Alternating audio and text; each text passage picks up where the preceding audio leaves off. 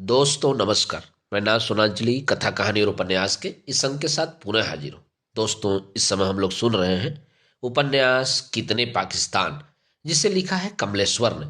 दोस्तों अब तक मैं इस उपन्यास के 24 भागों का वाचन अपने वाचन के पिछले क्रम में कर चुका हूँ, जिसे आप मेरे चैनल कथा कहानी और उपन्यास पर सुन सकते हैं। दोस्तों अब लीजिए सुनिए उपन्यास कितने पाकिस्तान के 25वें भाग का वाचन मेरे अर्थात नाथ सुनांजलि के स्वर में। अदीब ने आसमान की तरफ देखा। ऊपर सुर्ख लाल लाल बादल चारों तरफ से घुमड़ रहे थे। वह चौंका।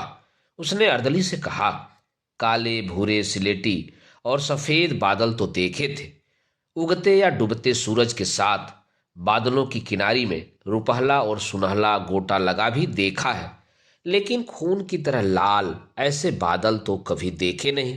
हुजूर, वक्त ने बताया था ना कि यह इतिहास का वह दौर है जब खून की बारिश होने वाली है। यह उसी की सरगर्मी है। अर्दली ने कहा, इन सरगर्मियों का खुलासा कौन करेगा? यह इतने हाथी घोड़े, इधर से उधर आते जाते फौजी, घोड़ों पर दौड़ते और खबरें पहुंचाते हरकारे, संदेशवाहक मुखबिर और एलची, कहाँ अहमदाबाद, कहाँ औरंगाबाद और कहाँ बंगाल का राजमहल। डरे और घबराए हुए लोग, शहरों से बाहर इंतजार में बैठी गिद्धों की फौज, लावारिस कुत्तों के झुंड। आखिर यह सब क्या है? क्या गिद्धों, कुत्तों और चीलों को पहले से पता चल गया है कि क्या होने वाला है? अदीब ने अपना माथा ठोकते हुए कहा, हुजूर, इस सदी में क्या क्या हुआ, इन सारी सरगर्मियों के बारे में जमुना ही बता पाएगी। अर्दली ने कहा, जमुना कौन? जमुना नदी? इस मुल्क की सभी नदियां यहाँ के इतिहास की चश्मदीद गवाह हैं। तो जमुना को भुलाओ, हम खुद ही चलें हुजूर। वहीं किनारे पर बैठकर आप थोड़ा सा आराम भी कर लीजिए और बातचीत भी। दोनों जाकर नदी किनारे बैठ गए। जमुना अपना हरा आंचल लहराती आ गई। यह सब क्या हो रहा है? ये बादल खून की तरह लाल क्यों हैं? यह अजीब सी दहशत, साजिश जैसा माहौल, घबराए खामोश लोग, यह घुड़सवार सैनिकों की हलचल, इंतजार में बैठे लकड़बग्घे, गिद्ध और कुत्ते, यह सब क्या है? अदीब ने परेशानी से पूछा। जमुना ने बताना शुरू किया। देखो सूरदास। क्या? हमारे अदीब आलिया सूरदास नहीं है? अर्दली ने टोका। मेरा तो सबसे बड़ा अदीब सूरदास था, इसलिए हर अदीब मेरे लिए सूरदास ही है। जिसके मन की आंखें खुल जाती हैं वही सूरदास हो जाता है। मेरे सूरदास की खुशनसीबी थी कि उसने बहुत खूबसूरती से भरी एक मासूम दुनिया देखी थी। लेकिन तुम बदकिस्मत हो, क्योंकि तुम्हें छल कपट, महत्वाकांक्षाओं, दुर्बसंधियों, साजिशों, गोले बारूद और हत्याओं की इस थरथर कांपती दुनिया में खूबसूरती और प्यार की तलाश में निकलना पड़ता है। उसके लिए भटकना पड़ रहा है। जमुना ने बहुत उदासी से कहा, लेकिन मैं तुम्हें सब बताती हूँ। देखो, मुगलिया सल्तनत का उत्तराधिकार युद्ध अब एक खास मोड़ पर आ पहुंचा है। वो सर्दियों के दिन थे। मैं उठती नर्म भाप का दुपट्टा ओढ़े सो रही थी। तभी मेरी नींद घोड़ों की तेज टापों से टूटी। मैंने देखा कि दक्षिण से शहजादा औरंगजेब आगरा में दाखिल हो रहा है। राजमहल बंगाल से शहजादा शुजा भी आगरा पहुंच रहा है।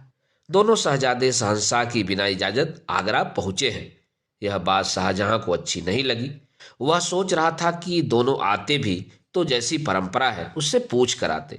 यह तो शाही तौर तरीके की बात थी, और यही सर्दियों के उन्हीं दिनों के बीच आपसी दावतों और आदर सत्कार के दौरान औरंगजेब ने अपने बड़े बेटे सुल्तान मोहम्मद की शादी शुजा की बेटी गुलरुख बानो से तय कर दी। यह बात शहंशाह शाहजहां को बहुत नागवार गुजरी। आखिर वह बादशाह ही नहीं, खानदान का भी बड़ा भी था, और उससे उसी के पोते पोती की सगाई के मामले में राय तक नहीं ली गई थी। यही से शाहजहां को साजिश की तैयारी का शक हुआ। इस मामले को लेकर शहंशाह और औरंगजेब के बीच बहुत सख्त और कटु पत्र व्यवहार भी हुआ था। शहंशाह चाहता था कि इस सगाई को तोड़ दिया जाए। आखिर कोई और चारा न देखकर शहंशाह ने शुजा को तोड़ना चाहा। उसने शुजा को भरोसे में लेकर कहा था कि दक्षिण में औरंगजेब का शासन असफल हो गया है, और वह चाहता है कि बंगाल के एक सूबे के बदले शुजा दक्षिण के 5 सूबे का सूबेदार बन जाए।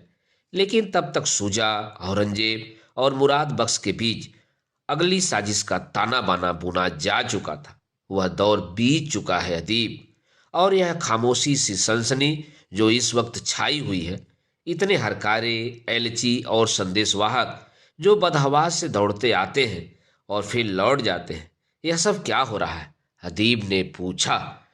अब यहाँ शक की आंधियां चल रही हैं। शाही दरबार रहस्यों, मुखबिरों, षड्यंत्रकारियों का बाजार बन गया है।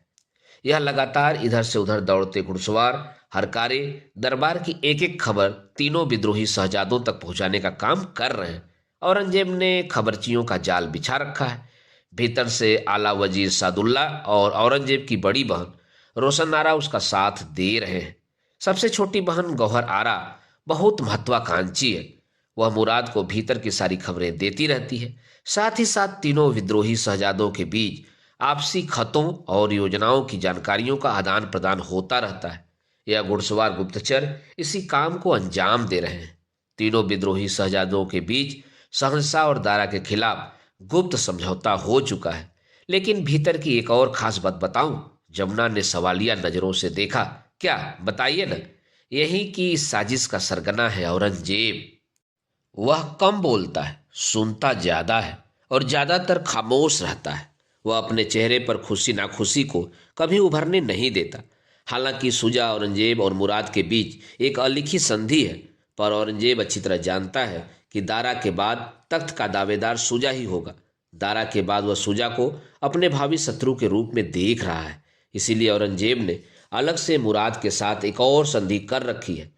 उसने एक गुप्त लिपि इजाद की है। उसकी कुंजी भी उसने मुराद को 23 अक्टूबर 1657 को भिजवाई है, ताकि उसकी गुप्त तहरीर का अर्थ मुराद और मुराद की गुप्त तहरीर का अर्थ सिर्फ वह समझ सके। उसने अपन तीनों के लिए अनेकेश्वरवादी मुल्हिद दारा को दुश्मन बताया है और अपन दोनों के लिए उसने मुराद को बताया है कि सुजा फ्रिजी अर्थात विधर्मी सिया है। उसने मुराद के मन में यह बात भी बैठा दी है कि शहंशाही के लिए वह तीनों में से सबसे अधिक योग्य है। औरंगजेब अपनी व्यक्तिगत महत्वाकांक्षाओं के लिए उत्तराधिकार युद्ध को धार्मिक रूप देने की कोशिश कर रहा है और बिलासी, अयोग्य, बड़बोला मुराद उसके इस जाल में फंसकर कट्टर सुन्नी दिखने की जी तोड़ कोशिश कर रहा है। सूरदास, यह तो अब तय है कि शहंशाह के खिलाफ तीनों भाई मिलकर विद्रोह करेंगे और बड़े भाई दारा शिकोह को हरा लेने के बाद उन तीनों के बीच एक बार फिर उत्तराधिकार युद्ध होगा। अदीब ने वक्त की दूरबीन से पीछे देखा। आगरा शहर में हंगामा बरपा है। कोई कह रहा है शहंशाह बीमार है, कोई कह रहा है शहंशाह अल्लाह को प्यारा हो गया है। एक अजीब सी बदहवासी चारों तरफ व्याप्त है। सौदागरों ने अपने गोदामों पर सख्त पहरा लगा दिया है। रोजमर्रा की चीजें जमींदोज कर दी हैं। कीमतें हर दिन बढ़ती जा रही हैं। असुरक्षा और भय का वातावरण हावी होता जा रहा है। बाहर से आए व्यापारी अपना सामान ऊँटों पर लाद लाद कर वापस चल दिए हैं। बंगाल, दक्षिण और गुजरात से आने वाले रास्तों पर सन्नाटा छाने लगा है। बादलों की सुर्खी और बढ़ गई है। यह सब भी तो आपने देखा होगा। अदीब ने दूरबीन से आंखें हटाकर जमुना से पूछा। यह पूछो कि क्या नहीं देखा। चलो वक्त का पन्ना पलट देते हैं और अगला पन्ना तुम्हें पढ़ के सुना देते हैं। यह हिंदुस्तान की बदकिस्मती है कि ऐसे षड्यंत्रकारी समय में शाहजहां बीमार पड़ गया। यहाँ 1657 की गर्मियों के दिन है। सितंबर आते आते वह बहुत ज्यादा बीमार हो गया। उसकी बीमारी की सारी खबरें विद्रोह के लिए उद्यत तीनों शहजादों तक लगातार पहुंच रही हैं। और जब दारा शहंशाह की तीमारदारी और देखभाल में लगा हुआ था, तभी विरोधियों द्वारा यह अफवाह फैला दी गई कि शाहजहां की मौत हो गई है। शाहजहां इस अफवाह के फैलने से होने वाले खून खराबे को देख सकता था। शहंशाह ने अफवाह को गलत साबित करने और प्रजा को विश्वास में लेने के लिए 14 सितंबर 1657 को किले के नीचे जमा हुए हजारों लोगों को अपने शयनागार के झरोखे से दर्शन दिए। एक दरबार भी किया गया। बीमारी की हालत में ही शाहजहां ने अपने विश्वास पात्र अधिकारियों और खास दरबारियों को बुलाकर उनके समक्ष अपना इच्छा पत्र लिखा और उन्हें आज्ञा दी कि वे सब दारा शिकोह के आदेश का पालन करें। ताजपोशी तो नहीं हुई, लेकिन एक तरह से दारा शिकोह को सम्राट के सारे अधिकार दे दिए गए। और इसी के साथ यह भी हुआ कि शहंशाह की हालत सुधरने लगी और ज्यादा स्वास्थ्य लाभ के लिए दिल्ली की जलवायु ज्यादा मुफीद मानी गई।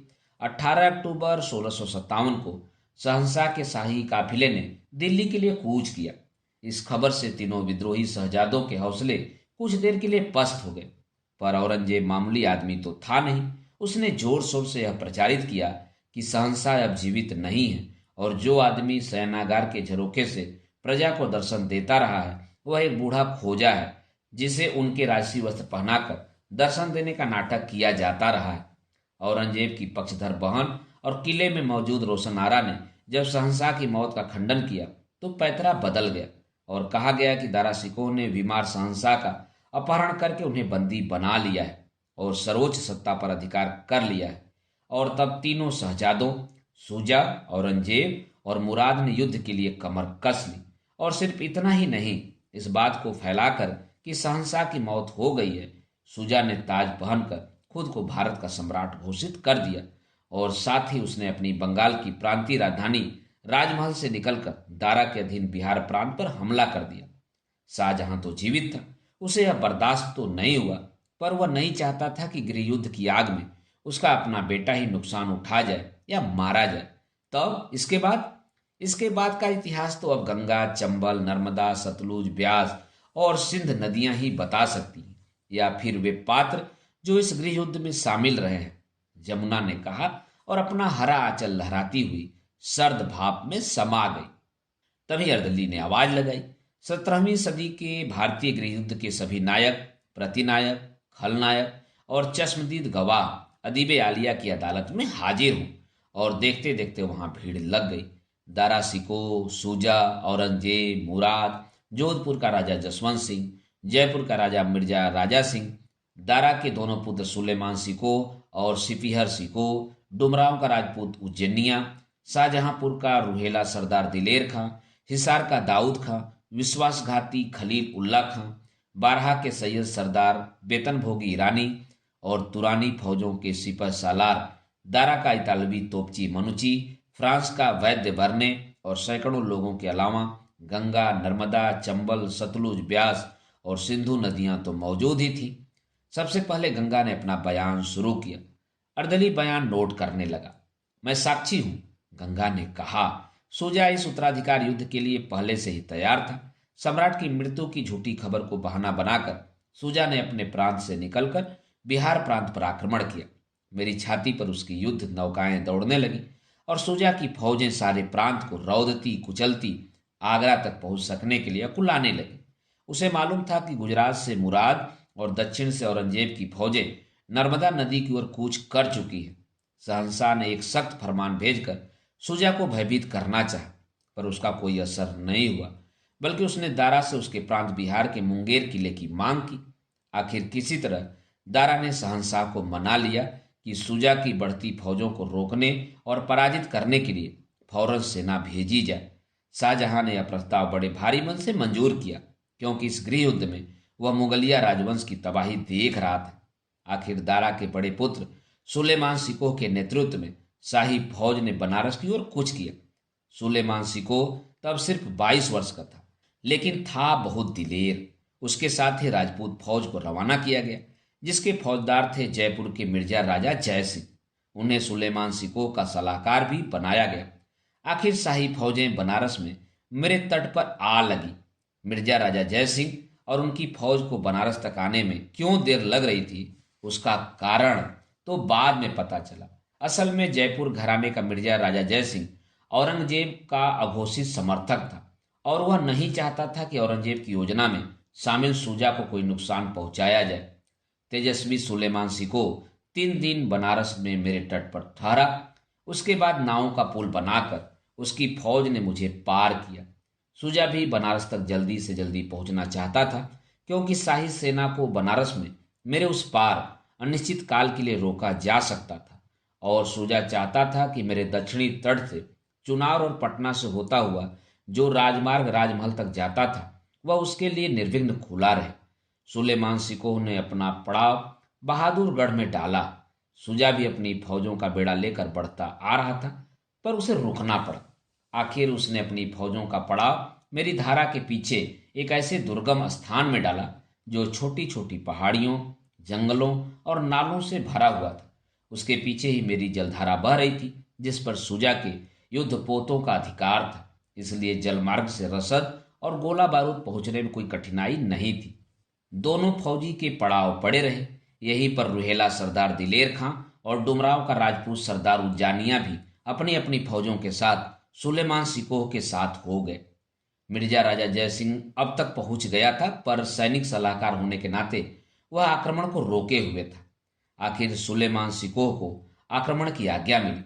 इस बीच सुलेमान सिकोह ने अपने गुप्तचरों द्वारा सारी जरूरी जानकारियां एकत्रित कर ली थी। फिर 14 फरवरी 1658 की सुबह सुलेमान ने सुजा के फौजी पड़ाव पर जबरदस्त हमला किया। सुजा सत्ते में आ गया। वह हाथी पर सवार होकर अपने सरदारों और सिपाहियों को पुकारने लगा, पर तब तक बहुत से सैनिक गाजर मूली की तरह काट डाले गए या जान बचाने के लिए भाग गए थे। सुजा कायर नहीं था। उसने शाही फौज का सामना किया। सुलेमान सिकोह और रुहेला दिलेर खान ने उसे जा घेरा। तब तक मिर्जा राजा जयसिंह और अनिरुद्ध गौड़ भी सुजा के हाथी के पास पहुंच गए। जबरदस्त युद्ध हुआ। सुजा का हाथी घायल हुआ।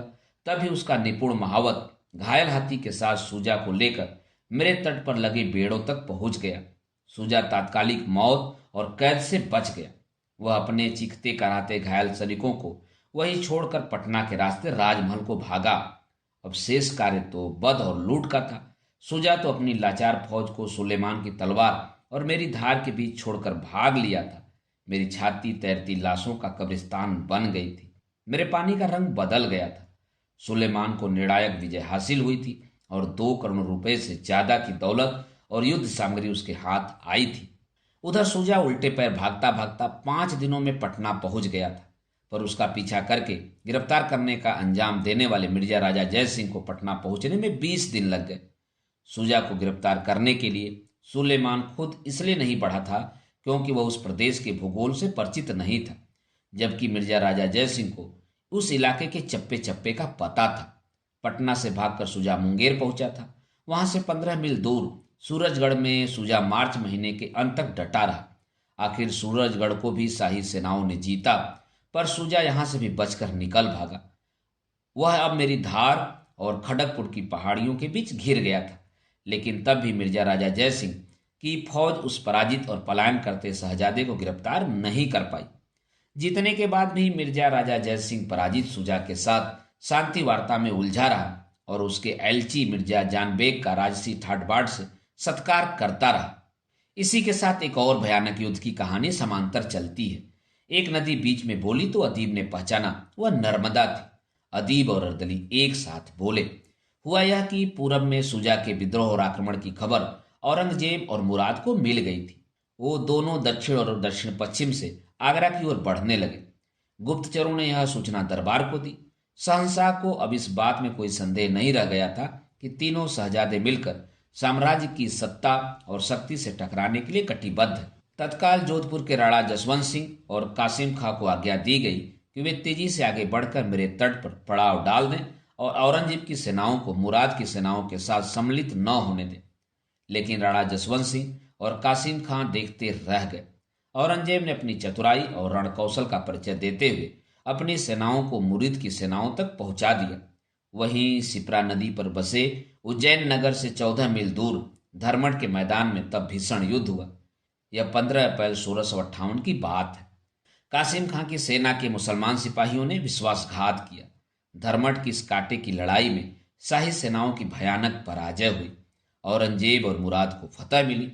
अपनी अपमानजनक हार के कारण राणा जसवंत सिंह जोधपुर की ओर भागा। जोधपुर किले पर जब वह पहुंचा तो उसकी गर्वशीला सिसोदिया रानी ने अपने पराजित पति का स्वागत करने से इनकार कर दिया। हाँ, छिप्रा बोली। धर्मट में शाही सेनाओं की हार का यह समाचार मिर्जा राजा जयसिंह को तब मिला जब वह सुजा के साथ सूरजगढ़ शांति वार्ता में मशगूल था।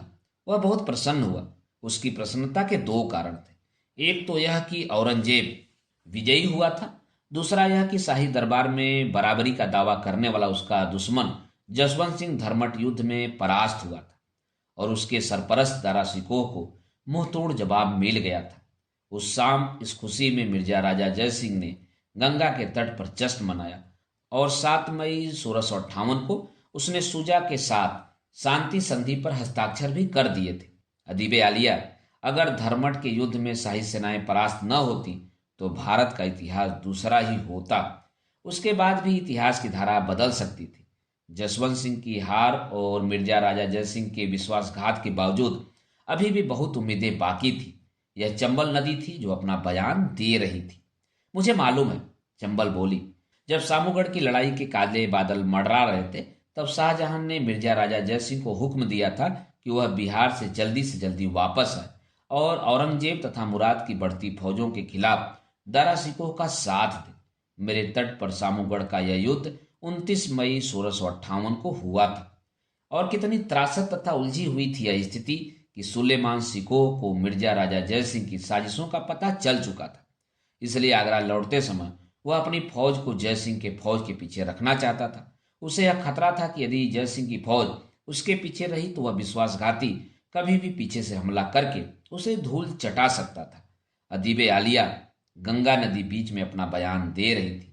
अकबर के जमाने से यह जयपुर घराना मुगलों का विश्वास पात्र बन गया था और उस पुरातन विश्वास का नाजायज फायदा अब मिर्जा राजा जयसिंह उठा रहा था। यही हालत ग्वालियर की थी। जमुना और चंबल मेरी इस बात का समर्थन करेंगी कि जयपुर का घराना लगातार अपने राजसी स्वार्थों के लिए अन्याय और अनाचार का समर्थन करता रहा और ग्वालियर हमेशा राजनीतिक बंदियों का यातनागार बना रहा। ग्वालियर के इसी घराने ने सन 1857 में अंग्रेजों का साथ देते हुए झांसी की महारानी लक्ष्मीबाई के साथ विश्वासघात किया। हाँ, जमुना बोली, इतिहास यही है। धर्मट की लड़ाई में अपनी सेनाओं की पराजय का समाचार दारा को बलोचपुरा में तब मिला जब वह शहंशाह शाहजहां को स्वास्थ्य लाभ के लिए दिल्ली ले जा रहा था। पराजय की यह खबर मिलते ही शहंशाह का काफिला बलोचपुरा से आगरा लौट आया। तभी अदालत में सनसनी सी फैल गई। फुसफुसाहट होने लगी कि अरे, शहंशाह शाहजहां कुछ कहना चाहते हैं। एक बहुत खूबसूरत बूढ़ा, पेट की बीमारी से जार जार और मुल्क के संभावित राजनीतिक गृह युद्ध से त्रस्त और पस्त, तब खुद ही अदालत की भीड़ में से उठकर खड़ा हुआ। हुजूरे आलिया, मैं इससे पहले भी बयान दे चुका हूं, लेकिन मैं इस भीड़ में आपकी नजरों से ओझल था। दोबारा बता दूं कि मैं हिंदुस्तान का बादशाह शाहजहां हूं। मेरी गवाही के बगैर आपका इतिहास पूरा नहीं होगा। मैं बताता हूं, मुझसे ज्यादा बदनसीब बाप और बादशाह इस दुनिया में दूसरा नहीं है। पेट की इस जानलेवा बीमारी ने मुझे तोड़कर रख दिया है। मैं पागल हो गया हूं। कभी मैं दारा को अपने ही विद्रोही शहजादों के खिलाफ फौजी कार्रवाई की सलाह देता हूं तो कभी मिर्जा राजा जयसिंह को पराजित सुजा के साथ सुलह की राय देता हूं। कभी सुलेमान सिकोह और जय सिंह को जल्द से जल्द आगरा लौटने का आदेश देता हूं। तो यह सोचकर दिल धड़कने लगता है कि मैं खुद ही अपने बेटों को एक दूसरे के खिलाफ लड़वा रहा हूं। अदीबे आलिया, मैं कुछ भी सोच नहीं पाता। मेरा दिमाग काम नहीं करता। मैं सिर्फ इस खूनी गृहयुद्ध से अपने मुगलिया खानदान को बचाना चाहता हूं। दरबार में तरह तरह की बातें सामने आती हैं। मैं जानता हूं कि मेरी प्रजा दारा सिकोह को पसंद करती है, लेकिन हमारे सामंत, वजीर और मुल्ला दारा को बिल्कुल पसंद नहीं करते। मेरा खुदा जानता है, मैं पक्का मुसलमान हूँ और सारे जुल्म ढहाने, मंदिरों को तोड़ने, हिंदू रियाया पर ज्यादतियां करने के बाद मैं अब इसी नतीजे पर पहुंचा हूँ कि हिंदुस्तान में इस्लाम का स्वरूप कुछ दूसरा ही होगा। दारा इसी कोशिश में लगा हुआ था, पर उसे अब कट्टर भेड़ियों का सामना करना पड़ रहा है। दूसरी तरफ मेरे कुछ दरबारी औरंगजेब का समर्थन करते हैं, तो मैं कभी कभी उनकी तरफ झुक जाता हूँ। कभी मैं रोशन आरा की दलीलें सुनता हूँ जो खुलेआम औरंगजेब के साथ है। फिर जहां आरा मुझे दारा के बड़प्पन और हिंदुस्तान के मुस्तबिल के बारे में बताती है तो मैं उससे भी सहमत हो जाता हूँ। मेरी तीसरी बेटी गौहर आरा जब मुराद की खासियतें बताती है तो मुझे मुराद भी ठीक और सही लगने लगता है। उधर मैंने मिर्जा राजा जयसिंह और सुलेमान सिकोह को खबर भेजी है कि वो दोनों जल्द से जल्द आगरा पहुंच जाए ताकि हम औरंगजेब और मुराद की फौजों का मुकाबला कर सके। लेकिन पता नहीं वे दोनों कहाँ अटके हुए हैं। अगर उनके पहुंचने से पहले जंग जरूरी हो गई तो लड़ना तो पड़ेगा ही। जी हाँ, यही हुआ। शाहजहां के दरबार में बहुत गर्मा गर्म बहसें हुई। अंत में औरंगजेब और मुराद की बढ़ती सेनाओं के खतरे को पहचानते हुए शाहजहां ने दारा को आज्ञा दी कि वह उन बागी सेनाओं को रोके। अब चंबल बोल रही थी। 22 मई 1658 को दारा धौलपुर पहुंचा और मेरे तटों की रक्षा पंक्तियों को सुदृढ़ करने में व्यस्त हो गया। मैंने तब दारा को भर आंखों से देखा था। वह तो बिल्कुल सूफी दरवेश लगता था। और इससे पहले कि दारा मेरे तट पर सुदृढ़ व्यूह रचना करे, 23 मई को ही धौलपुर से 40 मील दूर मुझे पार करके औरंगजेब ने दारा की फौजों के पृष्ठभाग को उलट दिया। तब दारा मेरे तट से आगरा की तरफ भागकर 9 मील दूर सामूगढ़ में रुका था और वहीं उसने अपनी छावनी डाली थी। वहीं सामूगढ़ में दारा और औरंगजेब का भयानक निर्णायक युद्ध हुआ और खलील उल्लाह की फौजों की गद्दारी की वजह से दारा हार गया। खलील उल्लाह को हाजिर किया जाए। अदीब ने अर्दली को आवाज दी और खलील उल्लाह हाथ जोड़े सामने खड़ा था। जी हुजूर, हमने दारा के साथ बेहद मजबूरी में गद्दारी की, क्योंकि तब जयपुर के राजा जयसिंह ने तमाम हिंदू राजाओं को चिट्ठियां लिख लिख कर और एलची भेज भेज कर उन्हें औरंगजेब का समर्थक बना लिया था। और फिर हम तुरानी थे। हिंदुस्तानी हिंदू मुस्लिम फौज के साथ हमारी पड़ती भी नहीं थी। वे हमें अपने देश का नहीं, भाड़े का सैनिक मानते थे। इसलिए भी हम भीतर ही भीतर शाही हिंदुस्तानी फौज के खिलाफ थे।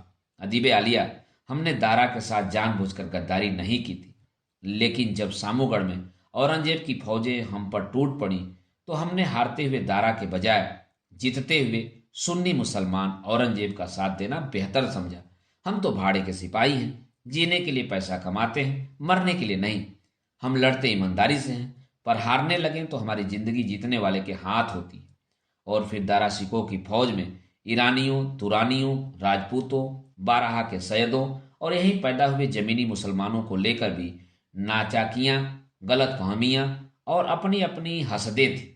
सामूगढ़ के उस रेतीले मैदान में दारा ने अपनी फौजें तैनात कर दी थी। उसका तोपखाना बरकंद खां और मानुची के हवाले था। इस तोपखाने के पीछे पैदल फौजियों के शानदार दस्ते थे। उनके पास तोड़ेदार बंदूकें थी। इनके पीछे 500 ऊंट थे, जिनकी पीठों पर चक्करदार तोपें मौजूद थी। इनके पीछे लड़ाकू हाथियों की कतारें थी। यह फौज 5 हिस्सों में तैनात की गई थी। अगले दस्ते में राजपूत और पठान थे। उनकी कमान राव छत्रसाल और दाऊद खां के हाथों में थी। बीचों बीच 10,000 सैनिकों का दस्ता था। इसमें खुद हाथी पर सवार शहजादा दारा था। उसके चारों तरफ करीब 6,000 जाने पहचाने वफादार लड़ाकू थे। मैं अपनी 15,000 फौज के साथ दाहिने बाजू था। जंग शुरू हुई, तोपें गरजने लगी।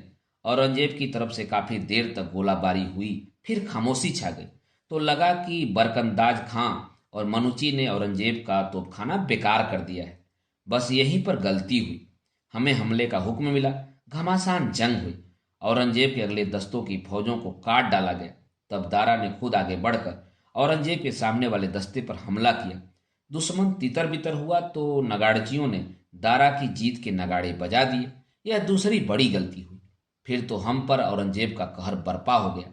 अपने बेटे, भाई और 3 भतीजों समेत राव छत्रसाल मारा गया। उधर रुस्तम खां मरा तो सिपीहर सिको अपनी बची खुची फौज को लेकर भाग खड़ा हुआ। चक्करदार तोपों वाले ऊंट और जंगी हाथी पीछे छूट गए। दारा भी अब घिर गया था। उसकी हिफाजत के लिए अब सिर्फ दाऊद खां था। ऐसे में तीसरी गलती हुई। दारा अपने हाथी से उतरकर घोड़े पर सवार हो गया। वह कड़ते कड़ते सैनिकों को दिखाई पड़ना बंद हो गया। उसी वक्त चंबल की ओर से गर्म रेतीली आंधी आई। उसमें हम भूनने लगे। दारा ने अपने वफादार सिपाहियों को तड़पते, जख्मों से कराहते और पानी पानी चीखते चिल्लाते सुना तो उसका दिल थरथरा गया। तभी दूर पर उसने सिपीहर सिकोह को रोते और आवाज लगाते देखा तो उसका धीरज टूट गया। ऐसे में मैं क्या करता? मैंने भी मैदान छोड़ दिया। हुजूर, यह कहना गलत है कि जब दारा अपने बाएं बाजू की मदद के लिए बढ़ा और जब औरंगजेब के बेटे सुल्तान अहमद के सामने से हमला किया तब मैं जान बचाकर भाग निकला। असल बात तो यह है कि हुजूर, दारा को इन खूनी जंगों का कोई तजुर्बा नहीं था। उसमें अपनी फौजों में जोश भरने वाली फुर्ती, चतुराई और वीरता के गुण नहीं थे। औरंगजेब जैसे चालाक और तजुर्बेकार लड़ाकू के सामने दारा टिक ही नहीं सकता था। जो कुछ भी हो, चंबल चीखी। सामूगढ़ का यह युद्ध सिर्फ तख्तो ताज का युद्ध नहीं, यह युद्ध तो इस देश के भविष्य का निर्णायक युद्ध था, क्योंकि इस युद्ध से अकबर युग का अवसान हुआ। अकबर ने इस्लामी साम्राज्य को नहीं, राष्ट्रीय साम्राज्य को जन्म दिया था और वही दारा जारी रखना चाहता था। दारा धर्म और मन की तौहीद, एकत्व का रास्ता तलाश रहा था। वह शरीयत को इस्लाम के बंदों तक महदूद नहीं रखना चाहता था। वह शरीयत की अनुकूलता की धारणा को धर्म से ऊपर ले जाकर मनुष्य मात्र के लागू करना चाहता था। वह इस्लाम का फायदा उन्हें भी पहुंचाना चाहता था जो मुसलमान नहीं थे। वह इस्लाम को सिर्फ मुसलमानों के धर्म के रूप में नहीं, एक विराट मानव धर्म के रूप में फैलाना चाहता था। यह ठीक है कि कंधार के असफल अवरोध के बाद जब दारा लौटा था, तब वह वेदांती सूफी संत बाबा लाली के पास लाहौर के कोटल मेहरा में 3 हफ्ते रुका था। उसने उपनिषदों का अनुवाद फारसी में करवाया था, लेकिन वह सूफी संत मुल्ला शाह का भी शिष्य बना था। वह शेख महिबुल्ला इलाहाबादी से भी मिला था। संत शाह दिलरुबा, शेख मोहसिन फानी और सरमद से भी उसकी लगातार बातचीत होती रहती थी। यह कोई गुनाह तो नहीं था। उसका गुनाह सिर्फ यह था कि वह मुगालिया साम्राज्य का सबसे बड़ा शहजादा और तख्त का वारिस था, और वह मनुष्य के शुभ के इतिहास का नया अध्याय लिखने की कोशिश कर रहा था। कहते हुए अदीब परेशानी से टहलने लगा। अर्दली उसे चिंता से देख रहा था। तभी अंधेरा घिरने लगा। अदीब ने उतरते अंधेरे को देखा और जैसे पहचान कर चीखा, यह तो 17वीं सदी का वही अंधेरा है जो सामूगढ़ के रेतीले मैदान में छा गया था। खून से लदे लाल बादल भी अब काले पड़ गए हैं और हाथ हाथ भर की दूरी पर रेत में समाते खून ने गहरे पतले छेद बना लिए हैं। गिद्ध आकर उतर पड़े हैं। कुत्ते अशक्त घायलों को चीथ रहे हैं। अर्दली, देखो, इस दहला देने वाले हौलनाक मंजर को देखो और तलाश करो, दारा कहाँ है। तभी एक गड़गड़ाती आसमानी आवाज आई। दरासी को यहाँ से 3 कोस दूर एक पेड़ के नीचे मौजूद है। वह अपना जिराब बख्तर उतार रहा है। अदीब ने देखा, उस घने अधेर पेड़ के नीचे दारा को सिपाहियों के साथ मौजूद है। उसने अपना जिराब बख्तर उतार कर फेंक दिया है और तने का सहारा लेकर बैठ गया है। हाँफते और फेन उगलते घोड़े खड़े हैं। फिर नगाड़ों की तेज गुजती आवाज, वह गड़गड़ाती आवाज इधर ही बढ़ी आ रही थी। एक घायल सिपाही ने कहा, हुजूर, यहाँ से चल पड़िए। दुश्मन के नगाड़े और दस्ते इधर ही आ रहे हैं। नहीं, मैं कहीं नहीं जाऊंगा। आखिर क्या होने वाला है? जो कुछ होना है अभी हो जाए, दारा ने कहा। आपको चलना ही होगा। यह पहली जंग है। अभी तो आपको कई लड़ाइयां लड़नी है।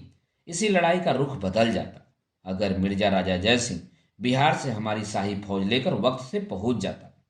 उसी की वजह से सुलेमान सिको भी नहीं पहुंच पाया। वह जयसिंह की फौजों के आगे चलने का खतरा नहीं उठा सकता था। शायद अल्लाह को यही मंजूर था, दारा बोला। फिर अदीब ने देखा, अपने वफादार अनुचरों के कहने से दारा घोड़े पर सवार होकर आगरा की तरफ चल दिया। हाँ, रात करीब 9 बजे दारा अपने महल में पहुंचा। जमुना गीली आंखें पोंछते हुए बता रही थी। उसने अपने महल को बंद कर लिया। आगरा के हर गली मोहल्ले से लोगों के रोने की आवाजें आ रही थी। पूरा शहर मातम मना रहा था। शहंशाह शाहजहां ने तब एक संदेशवाहक के हाथों फरमान भेजा कि वह फौरन आकर उससे मिले, लेकिन दारा यह बात मंजूर नहीं कर पाया। उसने शहंशाह को लिख भेजा कि इस शर्मसार, पस्त और परास बेटे का मुंह देखने की इच्छा आप छोड़ दें। बस मेरी यह प्रार्थना है कि आप मुझ जैसे बदनसीब, अर्धविच्छित और अर्धमृत बेटे को उसके सम्मुख उपस्थित लंबी यात्रा और विदाई के लिए अपना शुभ आशीर्वाद दें। और करीब 3 बजे रात दारा अपनी बेगम नादिरा बानो, अपने बच्चों, नाती पोतों और अपने बचे खुचे वफादार सिपाहियों को लेकर दिल्ली की तरफ निकल गया। फिर वहीं आसमानी आवाज गूंजी और 3 जून 1658 की सुबह ही औरंगजेब की फौजों ने राजधानी आगरा को चारों तरफ से घेर लिया। आसमानी आवाज फिर जैसे एक परछाई में घिर गई और वह परछाई अदीब की तरफ बढ़ने लगी। और हैरत से अदीब और अर्दली ने देखा, वह परछाई और किसी की नहीं, वह खुद दारा सिकोह था। अदीब ने उसे चौंक कर देखा। दारा सिकोह तुम? हाँ अदीब आलिया, मैं ही हूं वह बदनसीब शहजादा जो औरंगजेब के पाकिस्तान को बनने से रोक नहीं पाया। तो उसके बाद क्या हुआ? जब औरंगजेब ने आगरा को घेर लिया, अर्दली ने बहुत अदब से पूछा। जब तक औरंगजेब की फौजों ने आगरा को घेरा, तब तक मैं दिल्ली की तरफ कूच कर चुका था। कहता हुआ दारा वही अदीब के पास आकर बैठ गया और बोला, हालांकि मैं शहंशाह को अकेला नहीं छोड़ना चाहता था, लेकिन उन हालात में यही मुनासिब था कि मैं आगरा छोड़ दूं। देखिए अदीब, मेरे पलायन की एक लंबी दास्तान है। मैं कहाँ कहाँ दर बदर नहीं भटकता रहा। उस वक्त मेरे लिए सबसे सुरक्षित 2 ही ठिकाने थे, इलाहाबाद और लाहौर। मैंने लाहौर जाना बेहतर समझा। फिर तो मैंने पूरे हिंदुस्तान की खाक छानी। बहुत दर्दनाक है मेरी यह कहानी। दोस्तों, अभी आप सुन रहे थे उपन्यास कितने पाकिस्तान के 25वें भाग का वाचन मेरे अर्थात ना सुनांचली के स्वर में। दोस्तों, इस समय जो आप कितने पाकिस्तान के ये सब भाग सुन रहे हैं, इसमें मुगलिया सल्तनत के बीच हुए षड्यंत्र, राजगद्दी के लिए शाहजहां के बेटों में हुए विद्रोह और उसी से जुड़ी घटनाओं का जिक्र है। आगे देखते हैं कब कैसे क्या हुआ। तो सुनते रहिए और जुड़े रहिए कथा कहानी और उपन्यास के साथ। इस उपन्यास के आगे के भागों को आप मेरे वाचन के अगले क्रम में सुन सकते हैं। तो जुड़े रहिए। धन्यवाद। नमस्कार।